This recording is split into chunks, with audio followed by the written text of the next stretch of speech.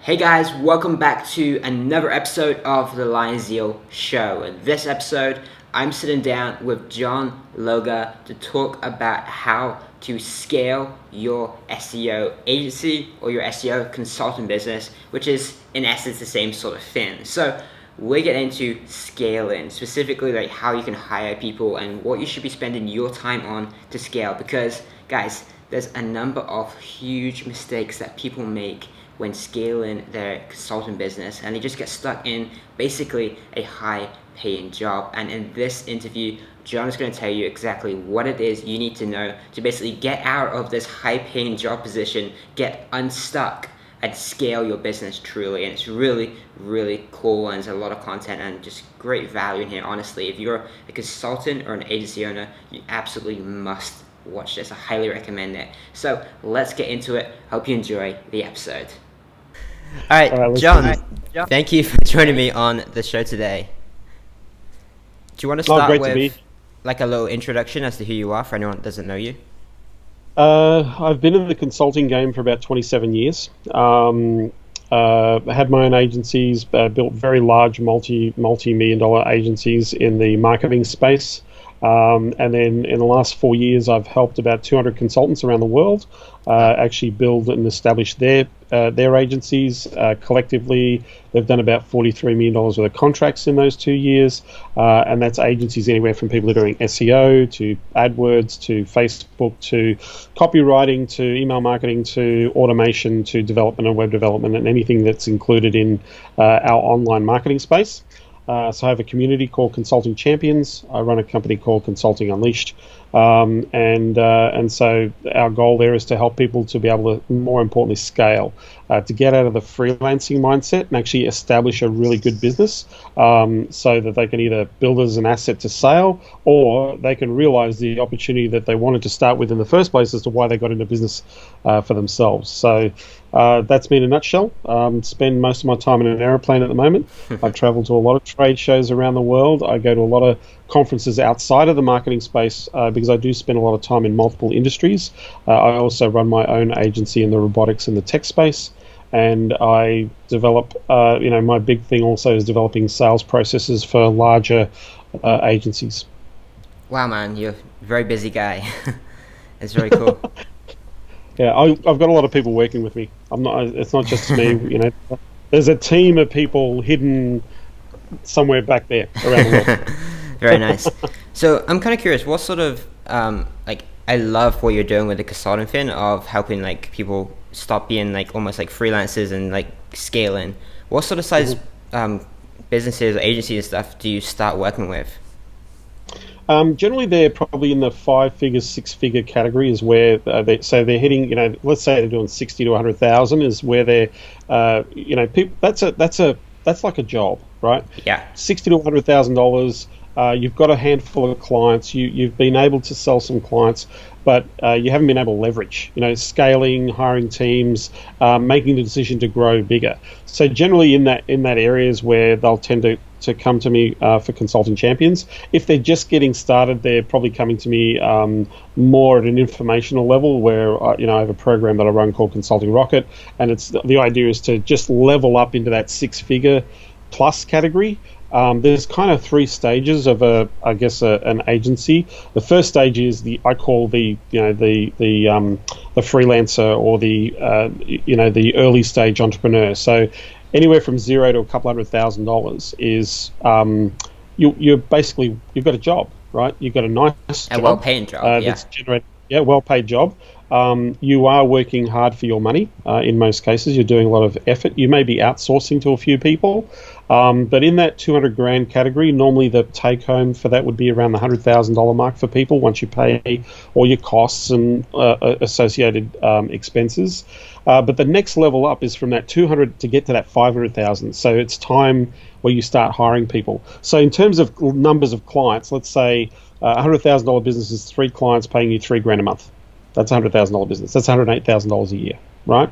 Yep. Or if you want a $200,000 business, it's 6 clients paying you or 5 clients paying you $3,000 a month is roughly what a $200,000 business is. So it's not a lot of clients. So when you start getting to 8 to 10 clients, you start thinking about if you're doing the work, you're going to cap your income. So it's really hard to scale. So Absolutely. at that stage, in that $200,000 mark, you're starting to think most people, what they do is they hire a whole bunch of VAs.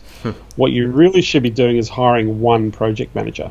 If the idea of the project manager is a project manager removes you, right? They take your place in the managing of the operations of the business, and also, more importantly, selecting a team to be able to scale.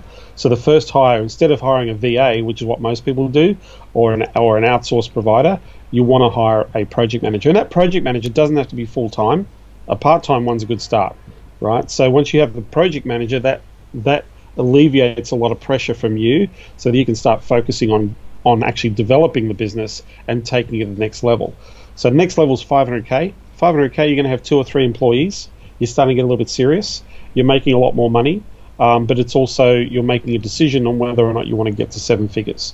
So the third stage of early growth, and by the way, I've worked with people where they've gone from 0 to 7 figures in 12 to 16 months. So that's a very fast transition, right? Because a 7-figure business, if we say low-hanging fruit client, is essentially 27 clients paying you $3,000 a month. Well, 27 clients paying you $3,000 a month is 2 clients a month. Yeah. In a year, right? So to scale to 7 figures, you need a team. You're not going to do that on your own.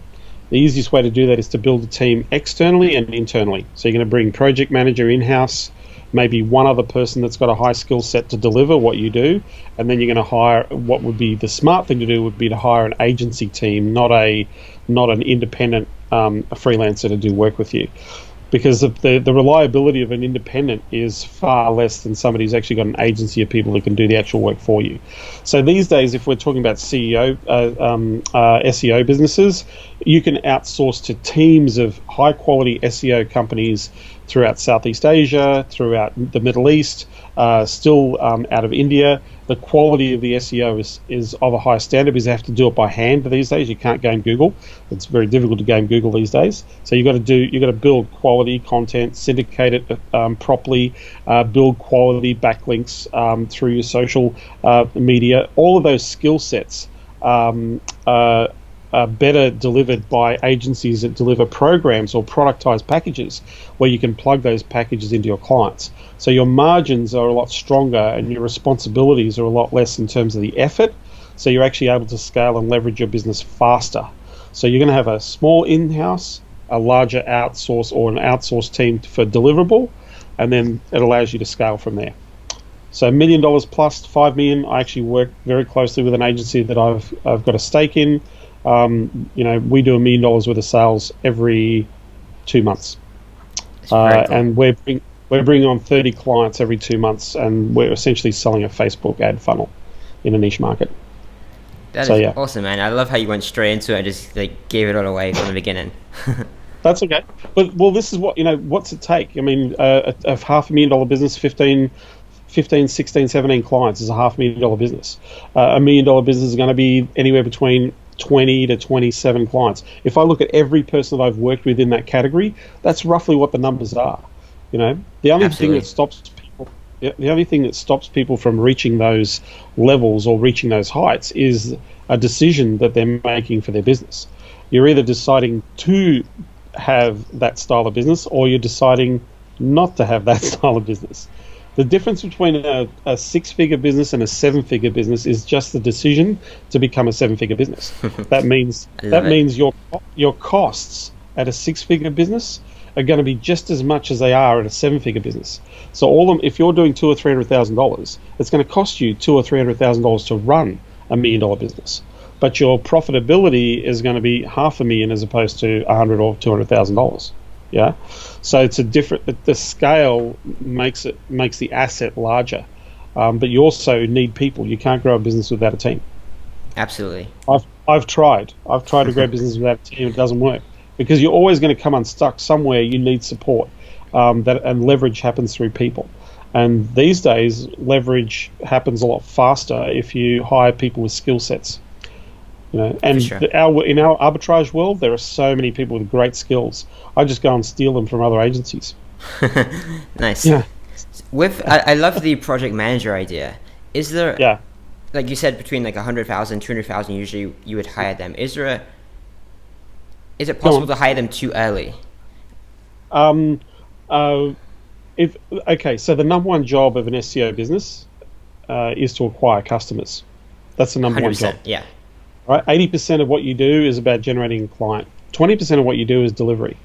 So if the 20% of what you do is delivery, then the person that you're hiring that's where the focus is. The focus is on making sure they're managing client accounts, managing clients, making sure the reporting is happening, making sure that they're testing and seeing that things are actually working. Can you hire somebody too early? Again, that becomes a personal decision. The only time it's too early is if you decide not to bring more clients on board, because you have to pay for that person. Yeah. So and the other big mistake that a lot of businesses make, and something that I encourage people to do, is you need to pay yourself first. Most freelancers live off the earnings of their business, which is it's a disaster waiting to happen, because it doesn't matter where you live in the world, unless you've got your set up well financially, you're going to pay tax somewhere. You're going to have a liability somewhere. So if you don't pay yourself a salary or give yourself an earn, because you are a cost to the business. So the methodology that I'm just trying to share with you here, Daryl, is that 30% of your business, 30% of your operating costs, that's what it costs to run the business. That includes your salary, right? Yeah. 70% is gross. So some of that money is going to go towards marketing, promotion, finding great people to work with. The balance of that is net. So if you're aiming, after you're paying taxes, this is what you get to keep as a dividend. 35 to 45% as a net is phenomenal, right? Because that's after you pay taxes and do all that sort of stuff. So on a $200,000 business, you're going to keep, based on those figures, you're going to keep about $120,000 net in your back pocket if you're smart. But your costs are going to be 80 grand, right? Yeah. So your employee or the person you bring on board is a cost to your business. That adds to that 30%. So they're going to have a salary. You're going to have a figure that could be anywhere from $1,000 a month or $1,500 a month, depending on where you're hiring that person, up to $4,000 to $5,000 a month. I have a project manager that costs me $8,000 a month, but they're working at a fairly high level, and so the business is facilitating that cost. So to answer your question, is there a moment where you're hiring too early? If you're at a couple of $100,000, I think it's a smart hire. And as I said, you can 100%. Hire them part-time. You don't have to hire them full-time. And I find that project managers, because systems are really important, you need to develop your systems as you're going along.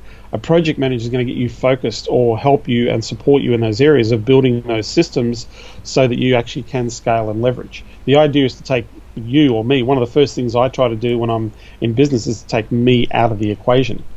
Unless it's something that I really love doing, I don't want to do it. I'm going to pay somebody else to do it. Absolutely. And they're probably way better at it than I am. My project managers run circles around me. Yeah. Yeah. Whereas if I'm talking about business development, marketing, and growing a business, then I run circles around them. Yeah. So can you hire too early? Only if you don't support the budget for it. For sure. But if you're going to scale and grow, you'll know when the pressure's on. Normally the pressure happens about 8 clients. Here's the other thing: is charging enough.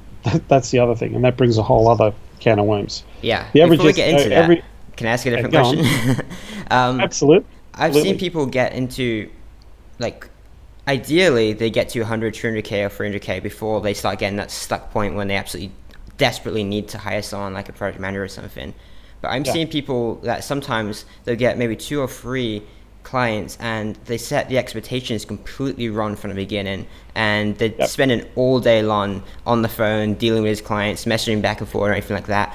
And they're just stuck. They don't have any additional time. What would you suggest for someone that puts themselves in that situation? Start charging more. That's the answer to everything. Increase your prices, because it means you're capping your income. If you're charging a particular fee and you're doing all the work and you're getting caught up in the day-to-day of the customer, it means you're not charging enough. There's a consultant that I worked with recently where we freed up 30 hours a month of their time just by hiring a person to take over all their responsibility in one area of their business. So now they've got 30 hours. They're still getting paid the same money, still making the same money, right? But now they've got 30 hours extra to go out there and build and scale, and this is what they're doing. So they're pushing the work down. So for those people who burn themselves out, put your prices up straight away. The fastest way to put your prices up and people get scared is often I say double your prices, right? So whatever you're charging 2 times.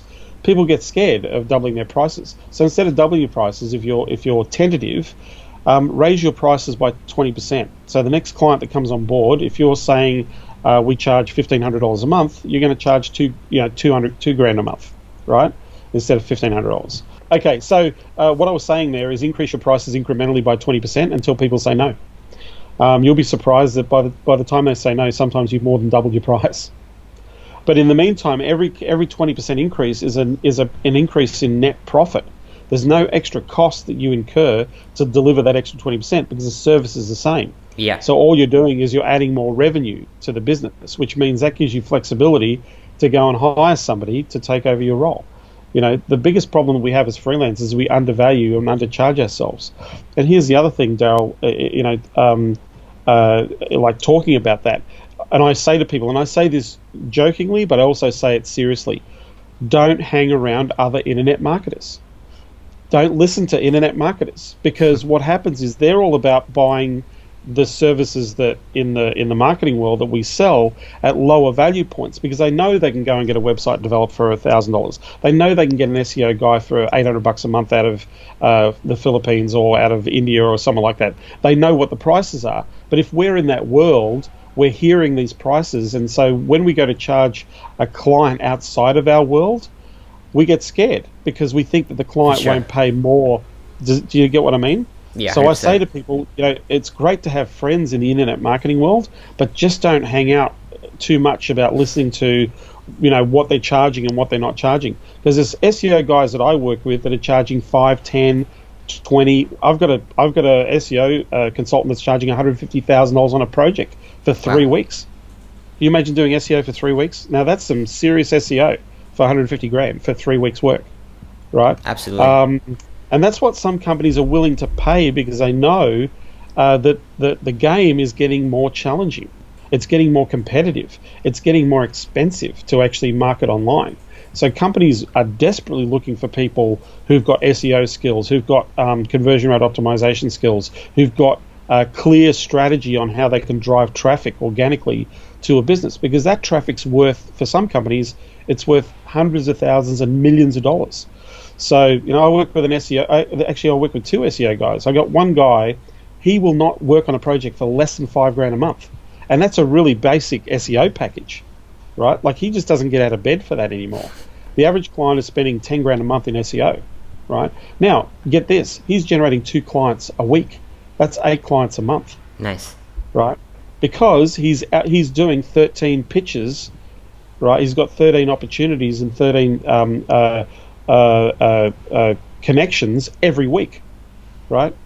So if you had 13 opportunities to pitch your idea to, you're going to make 2 or 3 sales a week. For sure. Yeah. He outsources all the lead gen. He outsources the email scrapers. He outsources the telemarketing. He outsources everything. It costs him to generate 2 clients a week is costing him about $800 a month. Wow. Yeah. That's very cool. Not a lot of money, So that's what outsourcing or leveraging efficiently will actually create for you, right? So price is a big mindset thing more than anything else. Okay, so that's really awesome stuff. So when you get to the point when you got your project manager and you're starting to scale up in that way, what is it that you actually should be working on as the business owner? Growing your business from a sales point of view. Number 1 priority, sales above all else in any business. That's how your business grows. That's how your business scales. That's how you create opportunity for yourself. The number 1 focus as a business owner is making sure that your business is consistently out there generating clients, making sure that those clients are investing as much money as possible in the services you have to provide, and then making sure that those clients keep paying you and stay for as long as possible. Those are the only 3 things as a business owner that you need to be really focused on. The other elements of that are your margins. What's your cost? What's your return on your investment of what you're investing? I talk about this concept quite a lot. The idea of the effective hourly rate, right? How much are you actually earning per hour yourself? I love that, yeah. the effective hourly rate is, and let me tell you, this scares people when they actually start doing the numbers, right? Because the effective hourly rate is how many hours you spend to deliver on a project divided by the amount of money you earn for the hours spent, right? So take out all your costs and then put how many hours you have in your business that you spend on working on a project. So if you're charging a client, let's say you're charging a client $1,500 a month for SEO services, right? So if you're doing the work, how many hours are you spending facilitating that work for the client in the course of a week? Are you spending 20 hours? Are you spending 30 hours a month? If it's 10 hours a week, that's 40 hours a month. Divide 40 into 1,500, right? And now you're working for now you're working for $15 an hour, right? 100%. So if you're spending 10 hours a week on one client and they're paying you $1,500, so they're spending 40 hours on one client per month in terms of deliverable, right? On that one client, you're making $15 an hour. Now, I can go and work for In-N-Out Burger for $15 an hour and not have any responsibilities, right? So, but that's where it gets scary, right? This is where then you go, okay, well, I'm going to go and get another client. But if you're going to put another 40 hours, you're still, even though you might same be making hourly rate, it's still the same hourly rate. Yeah. So you're still going to be making $15 an hour, right? So you're not making a great deal of profit. My goal is to make $1,000 an hour net profit. That's my goal. Now, what my average might be, sometimes I hit that, sometimes I don't hit that. But when I first started calculating hourly rate, effective hourly rate in terms of profit, what I get paid, I was scared of the number too, because I used to work long hours and really hard, and used to sit there and go, I thought I was doing okay, but I wasn't. So some people, I know web developers who might charge a client $3,000 or $4,000 for a website, and when they work out their effective hourly rate on the website, it's like $4 or $5 an hour. Yeah, because it's huge. Yeah, because they're spending so much time, design, back and forth, get it right, copy, optimization, blah, blah, blah, blah. They're doing so much for that work, and they haven't realized what they're delivering, from the client's point of view. They haven't valued the work. One of my consultants just sold a website for $1 million the other day. Nice. Now it's going to take 15 months to deliver on that website. And there's probably going to be about 30 people that are going to work on that project. But it's $1 million site. The profit on that website is going to be about $300,000 to $400,000 in cash, in net, which is pretty cool. Yeah. But there are people out there still spending that kind of money. Domino's Pizza spent $4 million on an app. Right? On an app, $4 million. Yeah. Not $300 or let's go to India and build an app for $1,000. They spent $4 million on an app. Right? BMW spent $20 million on their website. Wow. Yeah. Can't build a BMW. You can build your BMW on their website. Yeah. So there are companies, I know consultants that are paying $50,000, $60,000 for a website for themselves. Actual consultants, management consultants. There's a company out there that specializes in setting up websites for consultants that are charging them $69,000 for a website. That's a hell of a WordPress website. For sure. Yeah, it's very so cool. Just puts into perspective. Like for those of you who are listening to this podcast, companies like Accenture, Ernst & Young, which are the large accounting firms, IBM Consulting, Boston Consulting, they actually have digital strategists working in their companies. Their clients are paying a couple of $100,000 for 2 or 3 months' work for SEO, for the stuff that we, the people out there in the real market, in our internet marketing community or in the SEO community, are charging pennies on the dollar, to do the same work, right? So the perception is bigger. That's not to say that anybody that's listening to this can't go and get those sorts of clients because you haven't got Accenture in the background, but at the end of the day, companies are willing to pay that kind of money. Yeah. Yeah, it's all about the ROI, right? Exactly. Because those companies know that if they can get 1 million visitors to a website, a 1% conversion rate might mean $5 or $10 million in sales. Yeah? Absolutely. Yeah. So value proposition. So in hiring people, the number one job as a business owner is you are making sure that you're constantly generating clients. You're making sure that those clients are investing as much as possible in the product or service you offer, and you're making sure that they stay for as long as possible. And if you can get those three balancing acts right, you can really scale and grow very, very fast. That's why recurring revenue is such an important number in terms of being able to scale. Because if a client's paying you every single month, you know you've got predictable revenue. For every client you bring on board, you start to scale and grow. Yeah. 100%. And I take it that with the project manager, initially that's going to free up time so you can just focus on things like reaching out to businesses and sales and go through the whole sales funnel. And I guess to hit that $1,000 plus per hour, you slowly step back more and more and more. And maybe at the end it's just closing the deal on the phone or just stuff like that. Yep.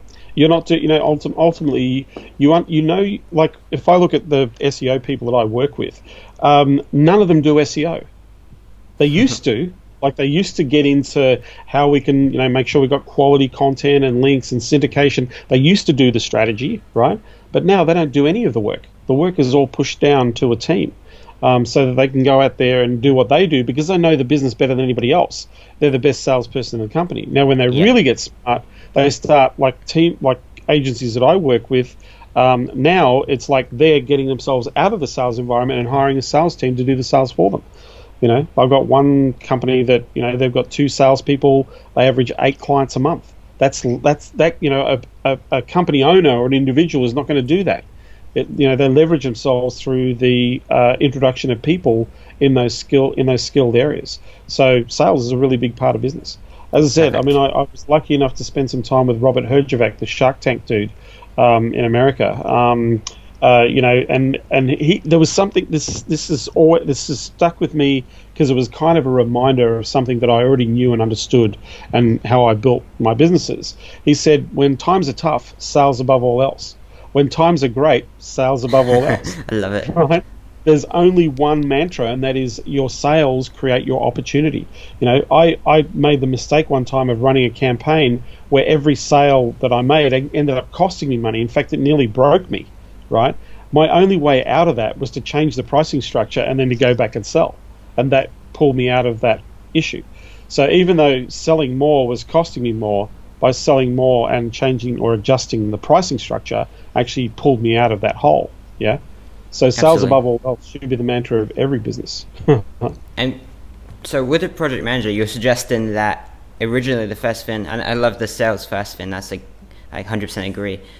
You recommend initially the first thing, because I know some people, the point is, I know some people that they're not that good at sales because they're SEO people, so they're very good at all the technical stuff, but they don't get good at sales. So the first thing they want to try and outsource is the sales, and then they're thinking that they can focus more on project management, whereas you recommend the complete reverse, and hire a project manager, focus on sales. You're the expert. If you've been doing the work, you know how it works. So you know the benefits of what you do. You know what needs to happen. You know how to analyze a site. You know how to analyze the data and see what people are doing. Right? Yeah. I got to tell you, SEO is on the rise. It's on a huge comeback at the moment because it's really important. Google, Facebook, Snapchat, Instagram, they're all playing the game of he or she who has the most money wins. So they're really pushing traditional methods of being found online to the wayside, because in Google there's no longer 10 positions. 7 of those positions are taken up by ads now, right? So there's only 3. So if you're in a service-based business, there's only 3 places that if you're in a service-based business for location. So if you're a brick and mortar business, or you have a location, then you've only got 3 spots on Google Maps anymore, right? That's it. So now position number 1 happens at position number 7, right? That's position number 1. And most people still don't make it past the first page. So it's getting harder, which means it's getting more expensive to get good quality results from search. However, search is playing such a big part right now because of relevance and content and all those sorts of things. So there's a huge swing where companies realize that content is becoming important, but then what do you do with that content? Where do you place it? What linking strategy do you put into place to actually maximize the result of getting better search results or organic search results with that content? So SEO is way coming on the way back, to So Yeah, So absolutely. when I say with what you just said, hiring a salesperson instead of being the salesperson, you need to learn. If you can't sell your stuff, then how can you expect anybody else to? No salesperson is going to come in because they don't run the business. They don't know your business. If you bring in a salesperson, you're going to have to train them up on what you do and how you do what you do and how they benefit. You have to do that training. So if you can't do that training, how are they going to sell what you do? It's impossible. It's going to be very difficult, and the results are going to be really poor. You're going to get frustrated. You're going to get rid of your salesperson, right? You have to become your best salesperson because you know more than anybody else. You're the expert. You're the consultant. Yeah. Yeah. So selling, and if you want to talk a little bit about selling, all selling is a conversation that's helping somebody else get a result. That's all it is. You're helping. If I'm running an SEO agency, my whole role is to help people get awesome results with SEO. Right? That's my goal.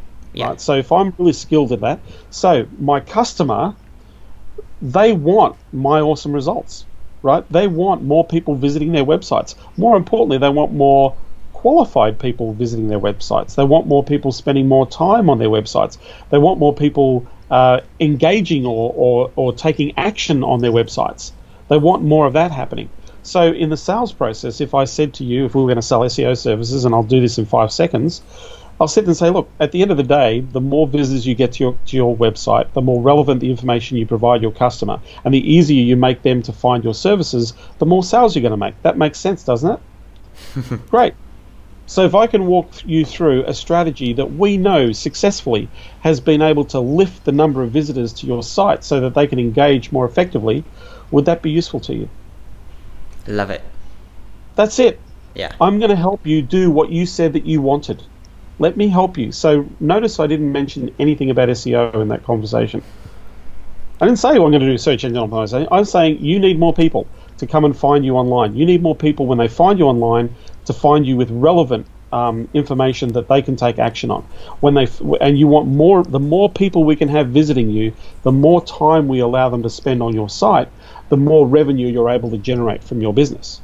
So your goal is to be the best person to supply Yeah. your customers with what they're looking for. I think So there's the a big sales difference pitch is really between easy. someone that I see a lot of people that struggle to push their prices past say like $500 a month, and the reason is that they focus entirely on we can get you #1 rankings, we can increase backlinks and things like that, what no one cares about, right? No, and I never. It's really weird. It used to be people used to guarantee rankings and all these sorts of silly things, right? Yeah. And that got companies disbanded on the internet. I saw probably the biggest one was Interflora. Interflora got slapped. Now Interflora is a multi $100 million worldwide company selling flowers online, right?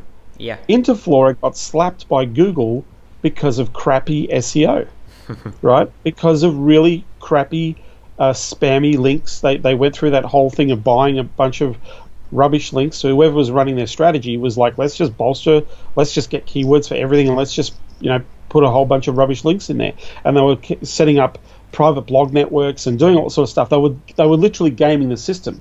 Now Interflora ended up being hit straight away. Now when they got hit and they got de-indexed, it cost that company millions of dollars every day because they were trying to game the system. Now their competitors, 1-800-Flowers and flowers.com, went through the roof because their SEO is properly structured. There's a strategy, and they put themselves in the market, right?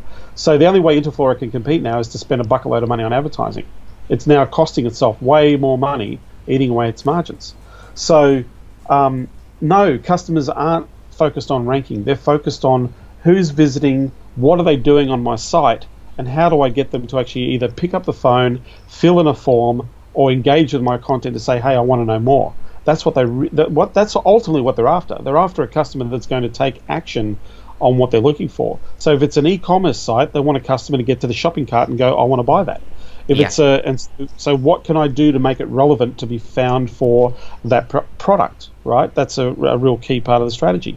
So to rank #1 is irrelevant, because the easiest way to rank #1 is to pay for it. That's the easiest way to rank #1. Outbid the guy that's in #1 and you'll be #1. For sure. Yeah.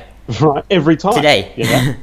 Yeah, straight away. So that's the thing. In terms of organic ranking, it's not about being number one. Charging $500 for SEO is ludicrous. That is, I'm sorry, the guys who are listening to this who are charging $500 per client, but you're really robbing yourself. And you're also robbing the client because what kind of effective SEO can you do for $500?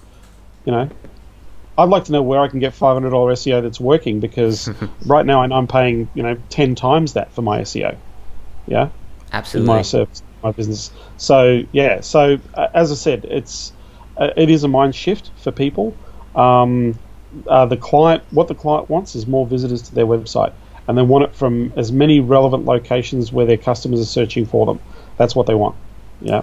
Is there a big difference in the sales process for someone that's selling, say, $1,500, we won't say $500, $1,500 a month versus like a $5,000-$10,000 a month client? It's exactly the same. Interesting. It's exactly the same. It takes the same amount of time to convert a $500 a month client as it does to convert a $10,000 a month client. It takes the same amount of time. Because what are you going to do? You're going to do a bit of analysis. You're going to look at their site. You're going to see on page, off page, what needs to be done. Then you're going to formulate a strategy. How different is that from somebody who's going to spend $500 to somebody who's going to spend $10,000? It's the same process. You're going to use SEMrush, Ahrefs, Raven tools. You're going to use your tools like you would on any site to analyze the site. Yeah.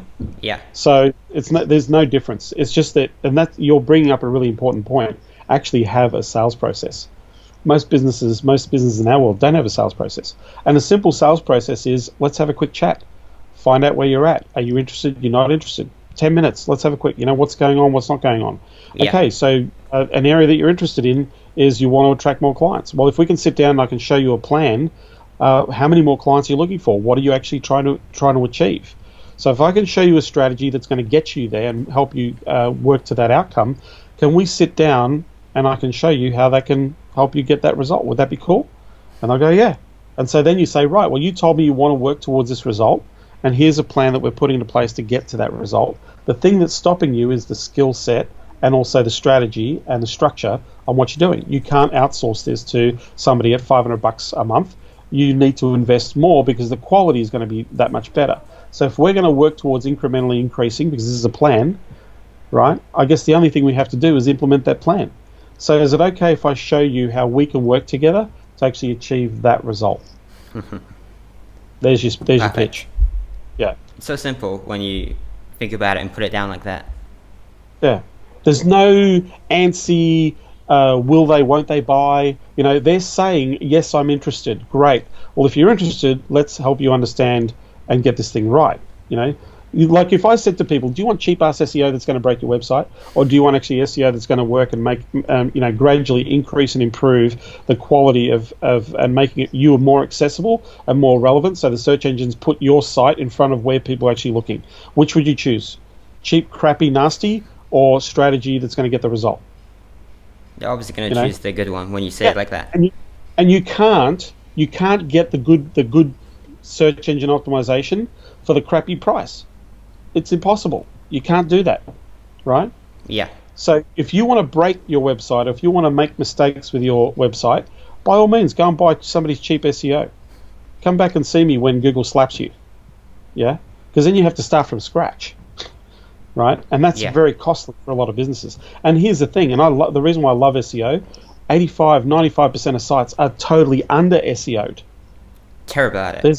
There's no strategy. There's no title tags. There's no descriptions. There's no permalinks that are structured properly. There's no key conversion elements that are created effectively on the site. And then the off-site SEO is some basic backlinks here and there, bit of a YouTube thing, maybe some Facebook, maybe some Twitter, but there's no structure. There's no authority. There's nothing. 85% of sites, and I would say high as 90% of sites, their SEO sucks. Yeah? Yes. So to all the SEO people, you've got a huge opportunity because they still know that search engine optimization is a way that people find because that's how people search. This is the most powerful computer in the world. That's the most powerful computer in the world. I know you're in Southeast Asia, Daryl. When I go to Southeast Asia, I cannot believe that this is the number one computer that people use to get the internet access to. Walk on any street corner and people are looking on the internet for their services, and so even the beggars, yeah, right? Even the beggars have got iPhones. searching on the internet. So we in the Western world have been doing this for a little bit longer than Asia has. Although Asia has really jumped on the bandwagon of the technology, right? Whereas in the Western world, we've been searching for a little bit longer, and we're a little bit more sophisticated in our search. And if we don't make it easy for our customers to find us here, then they're never going to find us. 100%. Because 70% of all search starts with this device.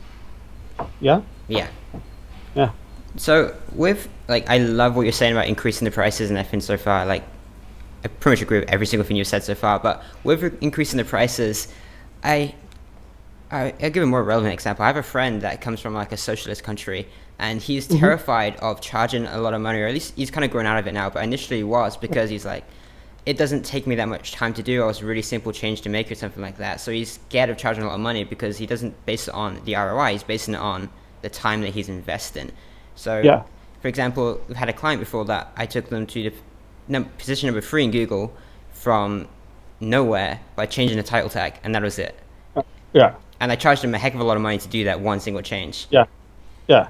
But that one single change probably made him a heck of a lot of money, because now people can find him organically easily on page 1, right? So to your point about your friend in a socialist country, it's not about the amount of time. It's like this is an old story, but it's like the Rolls-Royce mechanic. There was an Arab sheikh who got stuck on a road with his Rolls-Royce, and it broke down, right? And so they flew out an engineer all the way from England, to come to Saudi Arabia to have a look at this dude's Rolls-Royce, right? And so he sat there and had a look around, and then all he did was change one timing bolt on the engine. That's all he did. Like, got his spanner out, made a quick adjustment, and then said, "That'll be £10,000. Thank you very much." Right? And the Arab said, "Hang on a second. How am I paying £10,000? Because all you did was just make an adjustment." He said, "Yes, but I've spent 35 years of my life knowing where to look to find that adjustment to make sure that you get this car back on the road, right? That's why it's costing you £10,000 for me to do that." Yeah. So, but the car is built for life. If you look after the car, the rollers will go forever, because they're tanks, right? Yeah. But that's like anything. So you've got to look at the value from the customer's point of view. Why are they doing this? Why do they need search and why in business? Why would I want my site to be found? I need more customers, right? The next thing is, what is a customer worth to me? That's the next most important question. Same thing in the SEO business. What's a customer worth to you? A $500 a month customer is not worth $500 a month. They're worth $6,000 a year. That's if that customer stays with you for 3 years, that customer's worth $18,000 to you, not $500 a month. Yeah. Right? So for every customer you bring on board that stays with you for 3 years, if you had 10 of those, you're going to make $180,000 over a 3-year period out of a $500 customer, right? Out of 10 $500 customers. Sure. So from a business point of view, what is it worth? So to make a change to increase the traffic, if the traffic increases by 30 or 40%, that has a significant increase to the inquiries and the sales that company makes. So the value is not, I don't think I'm justifying my little tweak to get them number 1. The value is what happens as a result of that tweak. What happens as a result for those links that you can take care of. It's never, hey, quick sham, I can take care of it. Not every SEO job is easy, let's do one tweak and you're going to rank on page 3. It doesn't work that way. Right? Yeah. That what you did, you may be able to do 2 or 3 times or 4 or 5 times, but you haven't been able to do that for every single customer. Make one tweak and I'll put you on page 3. Way, no. Right? That would be the exception to the rule, right? So ultimately, value what you do. You're allowed to earn more money. For those of you who are watching this, I give you permission to make as much money as you like. That's the thing. You've got to give yourself permission to say, hey, it's okay. I'm worth it. How many years, skills? I know people that have been mucking around on the internet doing SEO, affiliate marketing, and all that sort of stuff. They've been spending 4 or 5 years, learning their craft. Right? That's a college degree in SEO. Yeah. Yeah. Right. That's if you went and paid a college degree and it was a business degree, you're going to pay $80,000 to $100,000 for that business degree. You've invested $80 to $100,000 over a 2 or 3 year period in your learning the skills in SEO, and SEO changes. There's this dude called Matt Constantly. Cutts. Yeah, everyone knows Matt Cutts. Yeah, everybody knows who Matt Cutts is. Yeah, Right? definitely. He's the legend at Google, basically. His team is responsible for how Google works its algorithm. That's who Matt Cutts is. Well, do you know how many changes they make in a year to how that works? A lot. Hundreds of changes. They change that every day. Yeah. They've got hundreds of people changing the algorithm every single day. How do you keep up with that? The only way you're going to know is when you're in it, right? When you're doing the work, right? So that's the skill. That's where the value is in the skill. Your customer doesn't know how to make that little tweak to get on page 1. They don't know how to do it. That's what they're paying you for, right? So the number one person you need to value, if you can't sell, if you don't value what you have to sell, it's going to be really hard for you to generate the revenue that you want to generate in business. Right? Great advice. Yeah. Number one value, you have to be the first customer. If you can't buy, if your friend who's in a socialist country can't buy himself for more than $500 per month, then he won't. He can't go and sell it to anybody else, right? But until he sits there and says, hey, I'm worth it, and this is worth it, and I see the results that I'm getting from my clients, that's when you'll start to increase your value. You start to ask for more money, you'll build your confidence. Clarity is important. Number one, being super clear about what you do is number one. The second part of that is when you're clear, you've got a level of certainty. Certainty means if you've got clarity around what you're capable of and the results that you can actually get for people, then you've got a level of certainty that this is something that people will actually invest in. The third level of that is confidence. Confidence comes from being clear and being certain. When you got the confidence, then you'll actually succeed. Absolutely. Yeah, for me, I guess it's kind of similar. Is I started being able to rank clients and everything pretty easily, and then also I seen that these agencies out there were charging $5,000-$10,000 a month and just terrible at what they did. They just weren't doing a good job. Nope, they didn't care. They've got very poor strategy. In fact, in most cases they don't have any strategy. In most cases, they are outsourcing. They're the ones spending the $500 a month on the people who really know what they're doing to try and deliver some strategy for their clients. I know that you can audit any site and you'll find mistakes. I've seen brand new websites with brand new websites with more than 100 broken links. Well, how the hell are you going to SEO a website that's got 100 broken links and it's brand new? You have to fix all those links, before you can actually do any strategy or SEO strategy to make that website work. So yeah.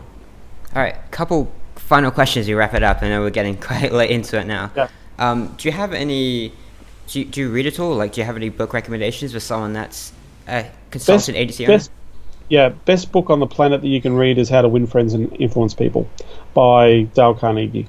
It's an old book. There's a new book. It's called How to Win Friends and Influence People in the Digital Age. That's the reprint. Okay.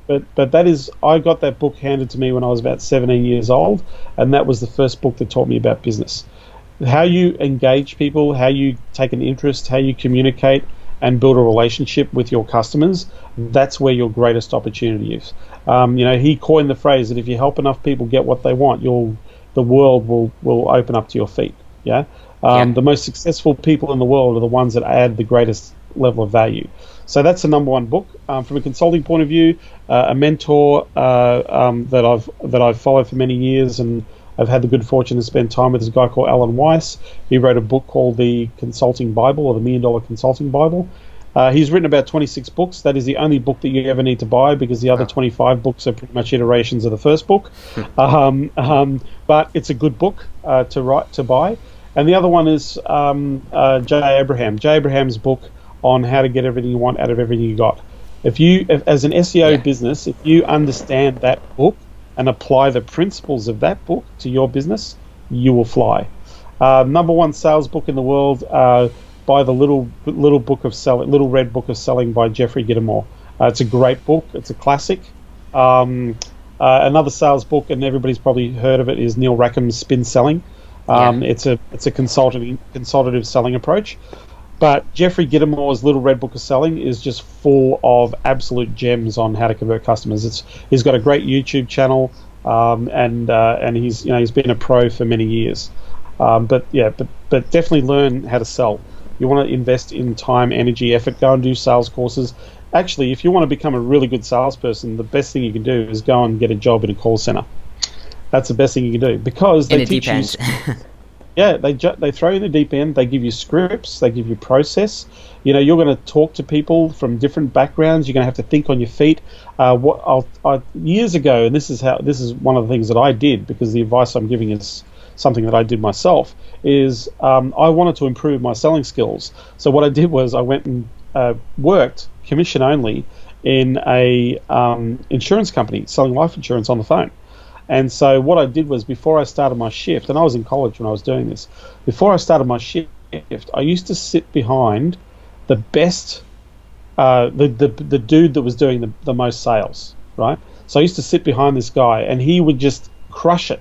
Like, he would convert people that would be going no and tell him to go to hell and swearing at him, and he would convert him into a sale. But I just used to listen to the questions that he used to ask and the responses that he used to give, and I just used to sit behind, because I couldn't hear the customer's end. All I could hear was how he was conversing. Sure. And so then I would go and try what he did. Like, I would talk. I would start using the sentences and asking the questions, and lo and behold, I started to sell like crazy. I used to crush it. I spent 3 months in that call center, and I was making about $3,500–4,000 a week in commissions, selling cold life insurance on the phone. But I only learned experience. I only learnt that skill, and as I said, after 3 months, I was sick of talking to people on the phone like that. But what I learnt was structure, questions, being helpful, having a process to follow, so that you help a person to get to where they want to get to in that process. That's what a great salesperson understands, and it's not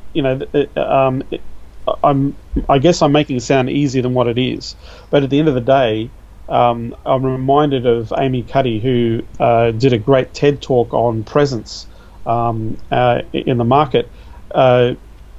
She talked about that concept of faking it till you make it, but she changed what she said, that you have to do it to become it. The only way you're going to get great at selling what you do is keep selling what you do. Get better and better asking great questions. Get better and better. If you've spoken to do 100 pitches, right? Go and do 100 actual pitches where you follow a sales process. I'll guarantee you'll know how to sell, right? Definitely. But until you've done 100 pitches, until you've gone through that process, because most people I talk to, and I don't know if you've experienced this, Daryl, if I asked how many appointments do you have to pitch your services to this week? If I was to do a poll of all your SEO people, what do you think the average number would be? Like 0 to 2. 0 to 2. That's exactly right. 0 to 2. It's pretty freaking hard to grow a business without pitching to anybody, right? You need clients. You need to talk to people, and this is why you go through the roller coaster in sales. Yeah. So if I talk to the guys that I work with that are doing really well, that are absolutely crushing it, they'll sit there and say, "Hey, I got 11 appointments this week. I got 13 pitches this week. I got 7 pitches this week. What do you do? What are you spending time on? I'm desperately trying to get more pitches, right? Yeah. How's your sales going? 7, 8, 10 clients a month. Hey. Yeah, right? Because they're focused on going through the motions of helping people on board with their product or service and selling their services. So that's why they're doing really well. Now, if I talk to consultants who aren't doing really well, my biggest question: how many pitches you got on this week? It's really hard to make money out of that. Absolutely. Right? Number one thing, if there's one thing that if anybody listens or when they listen to this podcast, is sales above all else. 100%. Yeah. That's good words to end on, man. So where can people find you if they want to check out your services and connect with you anyway? Just go to consultingunleashed.com, and there's a whole bunch of free stuff on the website. You can jump on in, and there's some stuff that you can get access to as well. It's all free. But yeah, I've got a lot of free ideas, tactics, trainings. But if you go to consultingunleashed.com, if you want to speak to me personally, just go to calljohnlogar.com and grab 20 minutes with me. Very cool. All right, man. Thank you for joining me. I really appreciate your time. That was very cool. Anytime, man. If you ever want to have me back, I'm more than happy to come back. All right. Hope you guys enjoyed the episode. That pretty much wraps it up. It was very cool. A lot of nuggets in here. And I'll see you guys next week. I Hey look John, pretty? thank you. Yeah, you look great. Thanks for joining me on Sorry. the. That's a good start. Let's try I should that just leave again. that in. All right, man.